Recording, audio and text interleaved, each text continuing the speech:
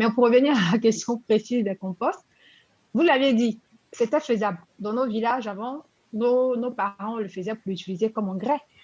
Mais Exactement. à quel moment ils ont arrêté de faire, À quel moment? de pratiquer, on va dire, ces stratégies qui marchaient, qui étaient saines, qui étaient efficaces et puis qui n'étaient pas dangereuses?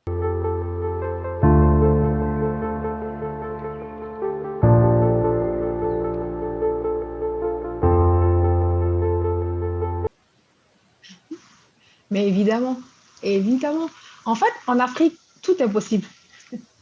On peut tout faire en Afrique. Mais pourquoi On ça a ne se toutes fait les pas? ressources, Pourquoi on mais n'arrive pas à réfléchir dans le même sens? je me pose aussi la question.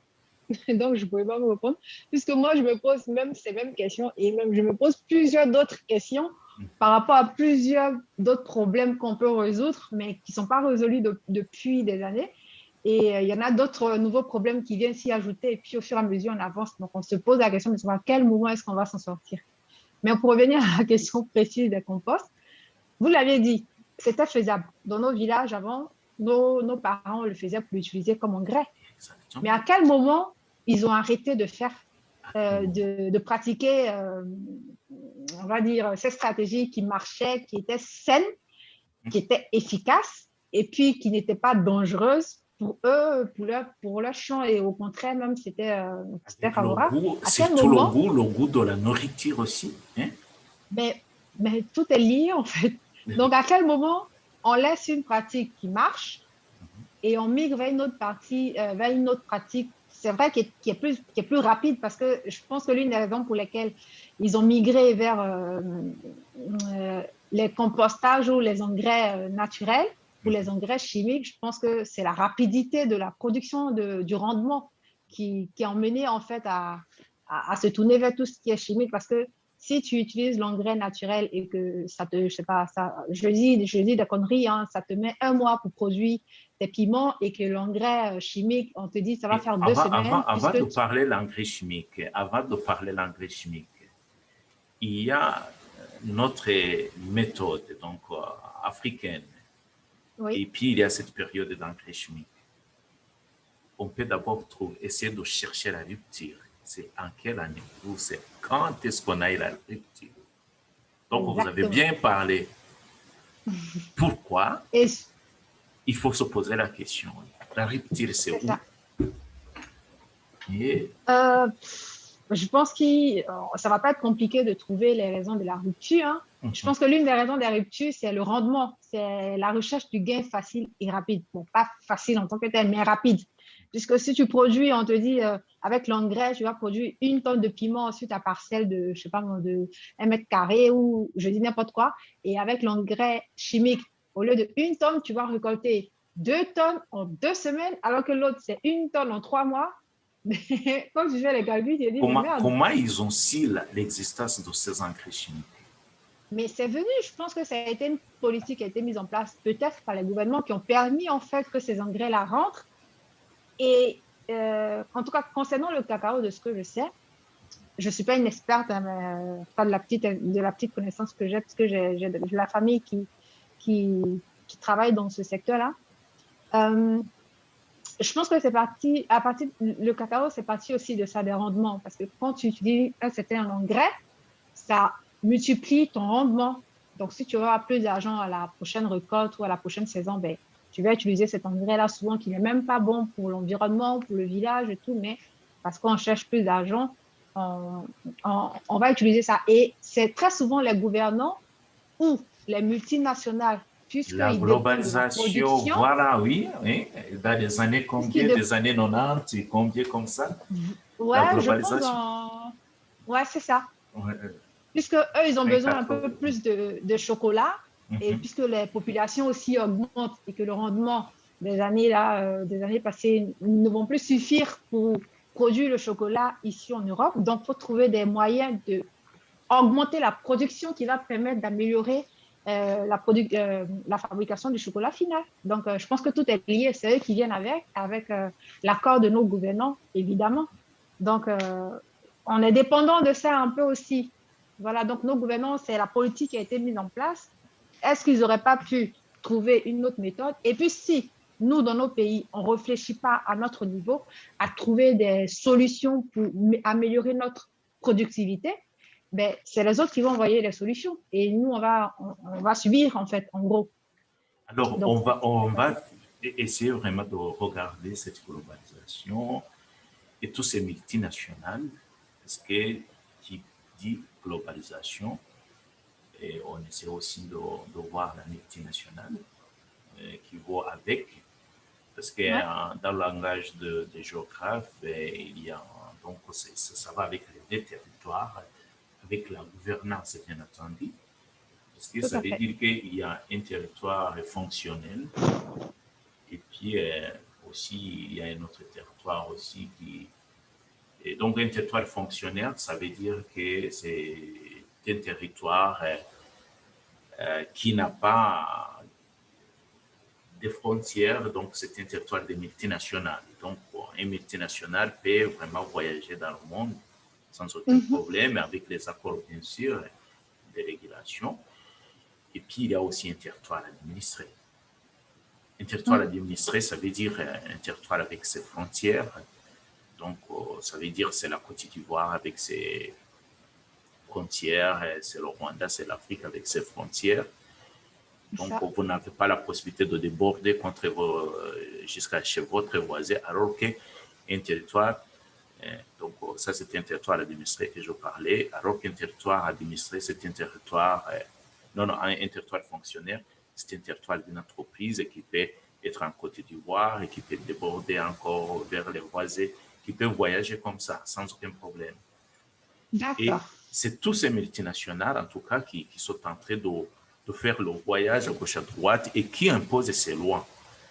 Et Bah oui, aujourd'hui, je me pose la question, alors on a essayé de trouver quand est-ce que cette rupture, donc la base de cette rupture, et aujourd'hui, on peut se poser la question, et à qui profite cette rupture? Est-ce que l'Afrique aurait pu profiter de quelque chose et donc, dans le domaine de la. Donc, on est toujours dans le sens des engrais, donc de tous ces, voir tous ces engrais chimiques. C'est là où nous allons nous focaliser avec ces engrais chimiques et ces engrais naturels qui existaient avant.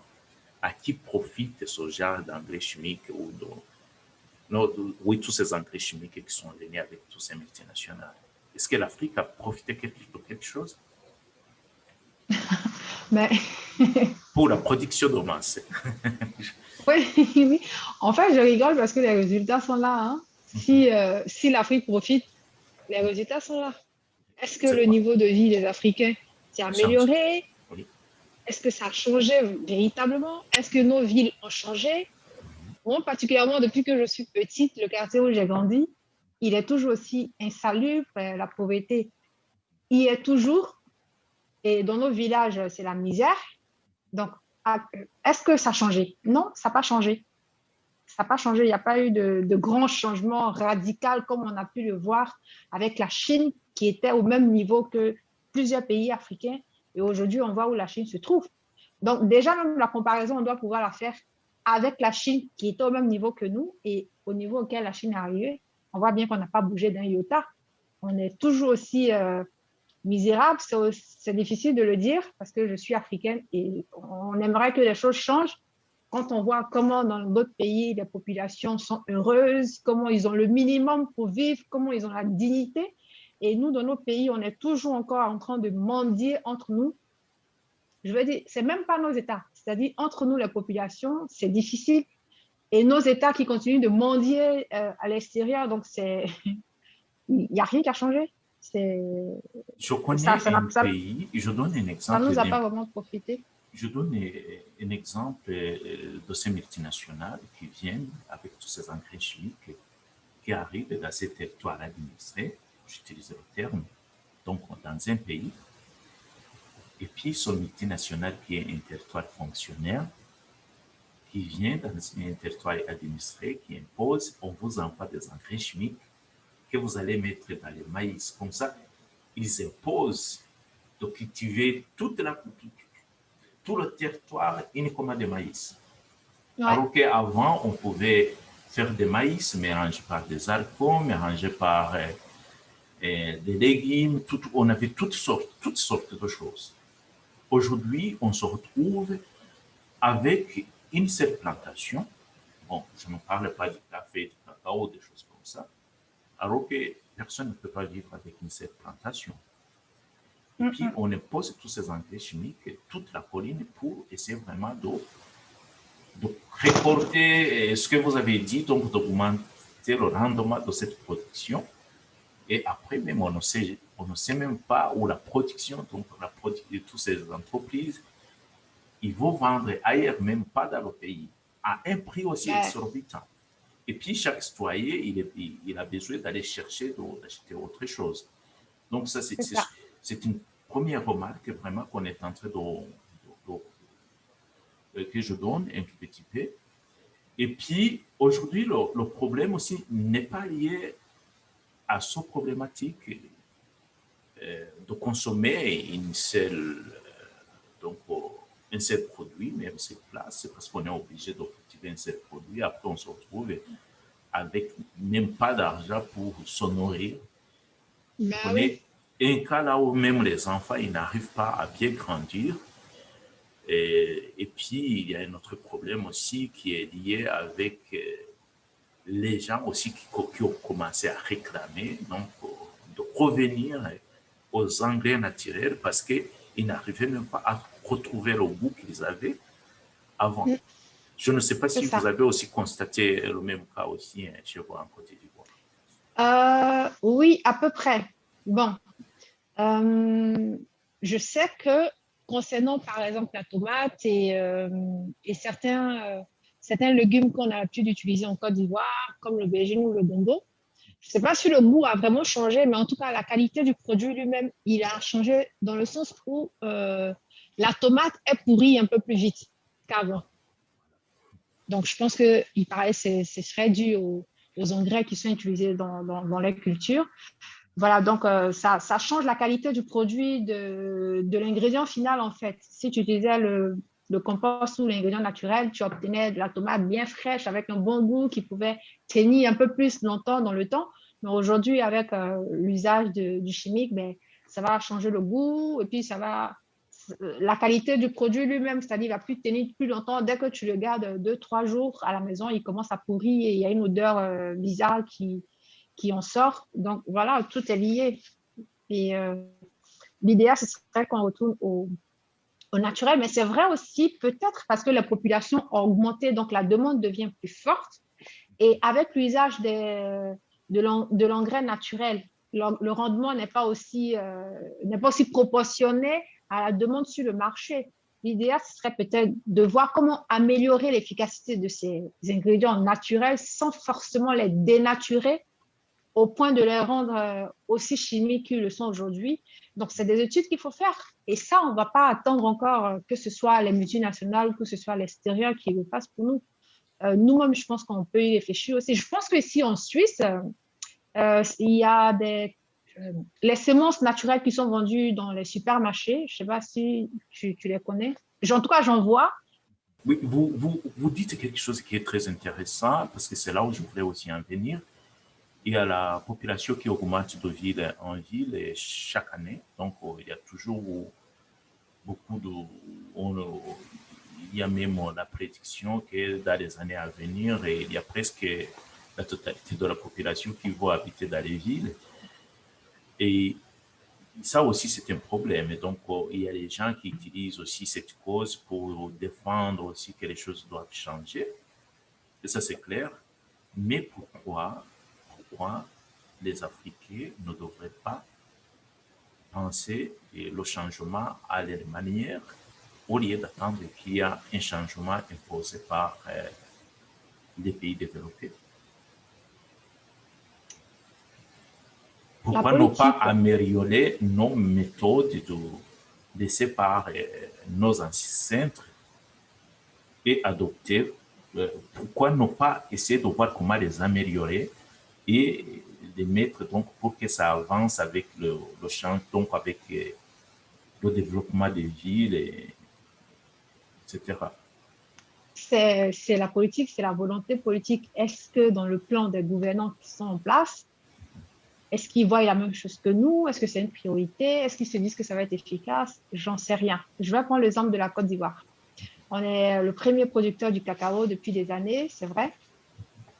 Mais d'après ce que je sais, l'histoire de la culture du cacao en Côte d'Ivoire est partie du colon de la France qui voulait avoir le monopole en fait des productions. Donc c'est comme ça que les plantations de cacao ont commencé à pousser en Côte d'Ivoire avec l'appui de la France. Ils ont mis l'appui technique et tout. Il y a eu des plantations dans les villages, dans les campements et tout, pour pouvoir assurer la production dont ils ont besoin. C'est bien beau parce que ça a permis aussi à la Côte d'Ivoire dans le temps de connaître le boom économique, ce qui a permis que notre capitale soit aujourd'hui l'une des plus belles en Afrique de l'Ouest, dont on est fier. J'en suis fière aussi. Mais je pense qu'il n'y a pas eu une sorte d'anticipation pour les années qui ont suivi. Parce que c'est vrai qu'aujourd'hui, on est toujours premier producteur du cacao, mais on consomme beaucoup, beaucoup de tonnes de riz. Je pense que l'importation du riz en Côte d'Ivoire doit être au-dessus de l'exportation du cacao. Je n'ai pas les chiffres exacts, pas que je dise des conneries, mais en tout cas, je sais qu'en Côte d'Ivoire, on consomme beaucoup de riz. Et l'État de Côte d'Ivoire a mis en place un budget spécial pour ça. Donc, par la grâce de Dieu, je pense qu'il y a 2 ou 3 ans, le gouvernement en place avait mis en place un ministère spécial pour le riz. Parce qu'on a constaté que le riz est le premier aliment qui est consommé en Côte d'Ivoire. C'est vrai qu'on a d'autres aliments qu'on consomme qui sont variés, qu'on produit nous-mêmes, par exemple la banane, la tchéké. Et il faut mettre aussi le ministère pour la banane et pour le cacao. Donc, tout ce sera des ministres. Il y aura assez de ministères. Des ministres.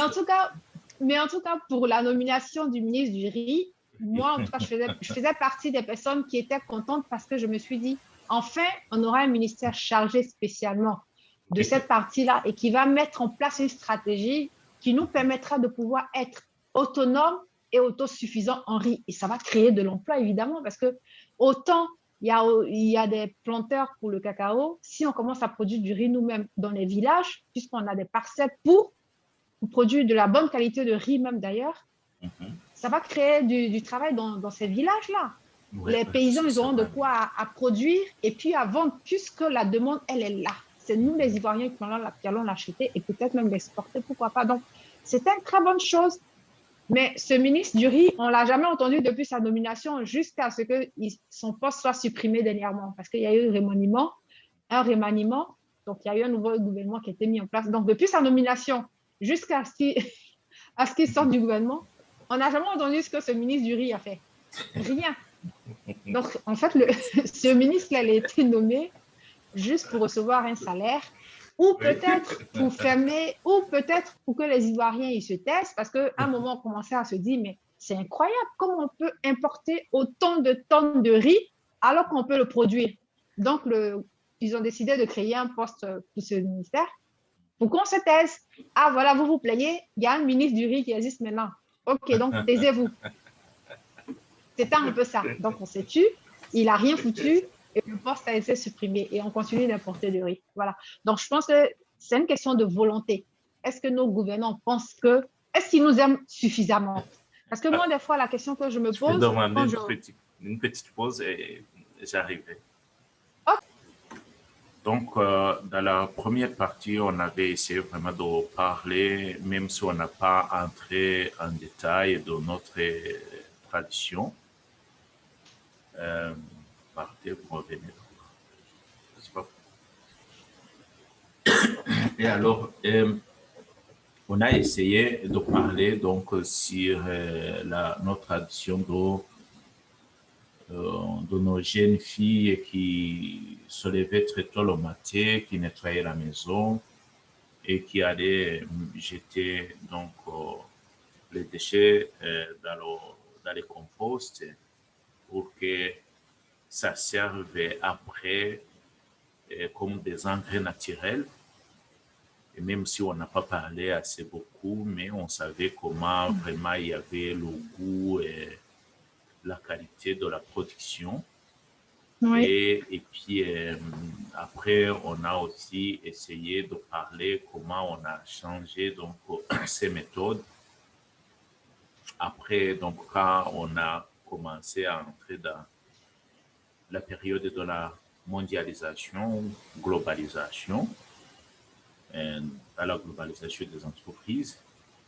Et puis, on a essayé de voir, même si on n'a pas entré beaucoup en détail, donc, des conséquences qui accompagnaient tout ces globalisations avec l'arrivée des engrais chimiques.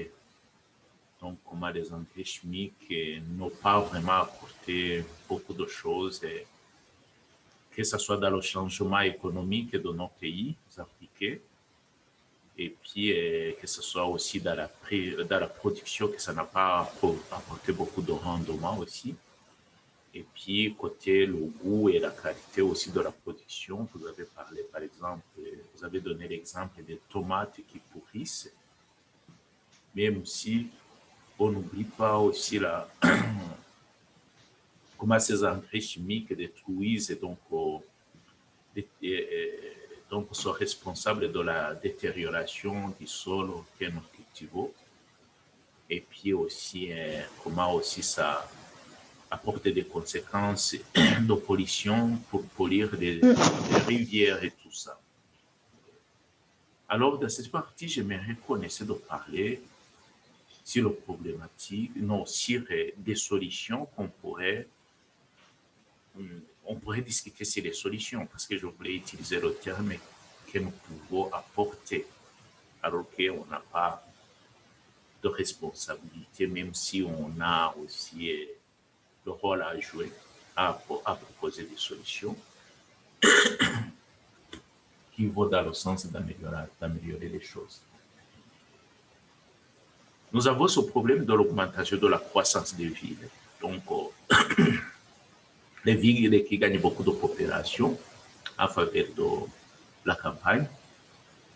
Et j'aimerais demander, parce que dans la première partie, on se posait la question, donc on a vu comment il fallait aussi le changement dans ces méthodes de nettoyage, de balayer. Parce qu'au fond, dans un côté aussi, je vois qu'il y a, quand quelqu'un arrive dans une ville, on est habitué aussi à avoir des domestiques. Donc, ce n'est pas la fille qui est élevée au village et qui est habituée de nettoyer la maison très tôt le matin. Et maintenant, il y a les domestiques qui arrivent et il y a cette fille qui faisait le travail et qui reste au lit et qui trouve aussi ce travail qu'il faisait au village marginalisé, quand il passe au travail comme un travail marginal, qui est fait pour les domestiques. Donc, ce que je trouve aussi un peu négatif, que la fille reste au lit, des fois dormir, on essaie vraiment de montrer qu'elle est élégante et que son métier n'est pas fait pour elle, alors que c'est ça qui faisait aussi une bonne fille et pour les jeunes garçons qui voulaient chercher des femmes. Et alors, est-ce qu'il y a la possibilité aujourd'hui de retourner derrière, voir ce qui se passait à l'époque où cette jeune fille pouvait aussi faire le même travail et essayer de voir comment on pourrait lier ou concilier notre passé et l'intégrer dans le développement actuel sans regarder tout ce qui nous a apporté cette révolution économique qui est faite par la multinationale, donc la globalisation et la globalisation, je dirais, et la mondialisation. Donc, il y a comment on peut réfléchir sur la conciliation de notre passé en passant avec cette femme qui était au village qui faisait le même travail et d'intégrer ça dans la vie actuelle, et donc avec ce changement de la mondialisation et la globalisation. Est-ce qu'il y a la possibilité?